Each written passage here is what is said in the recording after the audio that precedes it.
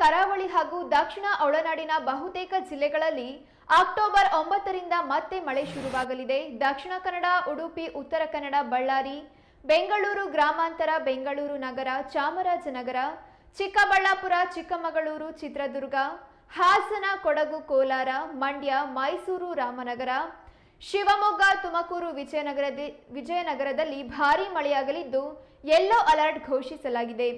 ಬೆಳಗಾವಿ, ಬೀದರ್, ಧಾರವಾಡ, ಗದಗ, ಹಾವೇರಿ, ಕಲಬುರಗಿ, ಕೊಪ್ಪಳ, ರಾಯಚೂರು, ವಿಜಯಪುರ, ಯಾದಗಿರಿಯಲ್ಲಿ ಸಾಧಾರಣ ಮಳೆಯಾಗಲಿದೆ. ಸೈದಾಪುರ, ಔರಾದ್, ಭಾಲ್ಕಿ ಹೀಗೆ ಕೆಲವು ಕಡೆ ಮಂಗಳವಾರ ಮಳೆಯಾಗಲಿದೆ.